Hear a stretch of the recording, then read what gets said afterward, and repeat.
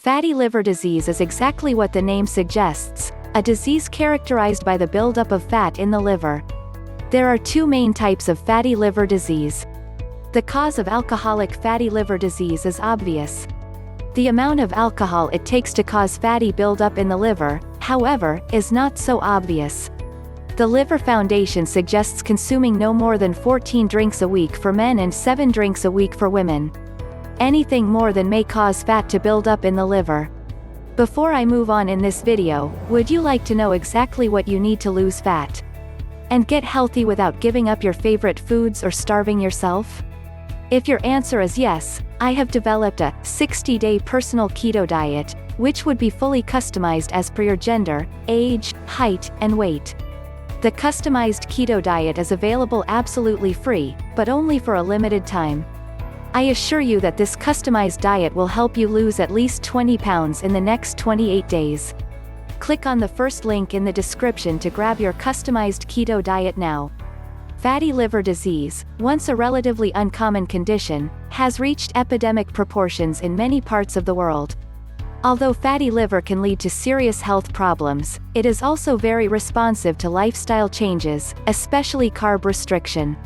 How much of a role does diet play in NAFLD?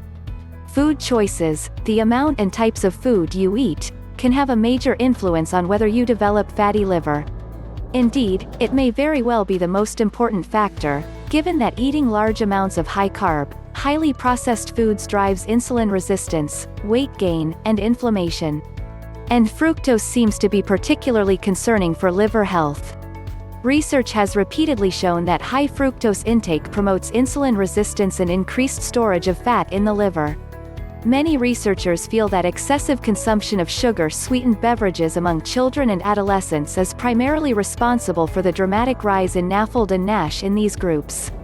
Importantly, drinking a lot of soda, fruit juice, or other sugary beverages isn't the only way a person can develop NAFLD. A combination of high-carb and high-calorie intake is sufficient. During chronic overeating, any excess carbohydrate must undergo de novo lipogenesis (DNL), which literally means making new fat. During DNL, the liver converts excess carbs into triglycerides fat, which is stored in the liver. Over time, this can lead to fatty liver. Keto and low-carb diets for fatty liver disease. Using keto or low-carb to treat fatty liver disease, cutting back on calories and losing weight can help reduce liver fat. However, calorie-restricted diets are difficult to follow long-term due to hunger and potential issues with thyroid or adrenal function. On the other hand, a low-carb or keto diet is not only more effective for decreasing liver fat but can also be sustained indefinitely and help reduce insulin resistance.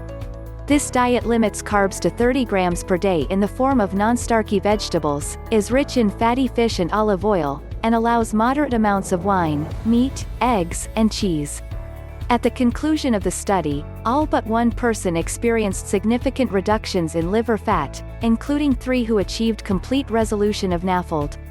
It's important to note that the controlled studies on low-carb and keto diets for NAFLD have been small and of short duration. However, the results have been very impressive. There are also many anecdotal reports of NAFLD being improved or reversed by a keto or low-carb lifestyle. Additionally, although changes in liver triglycerides usually aren't measured in keto and low-carb studies in overweight and obese people, significant loss of visceral fat and decreased insulin resistance are often seen, suggesting reduction in liver fat content. Concerns about keto diets for fatty liver disease. Although there are several studies demonstrating the benefits of keto diets for people with NAFLD, concerns have also been raised in light of several studies reporting that long-term ketogenic diets actually promote the development of fatty liver disease and oxidative stress in mice. Importantly, the keto chow fed to the mice in these studies lacked certain nutrients, including choline and the amino acid methionine. In addition, they were also very low in protein. It's likely that a very high-fat, high-calorie ketogenic diet isn't a good idea for someone with NAFLD, as some of the excess calories will be stored as liver fat.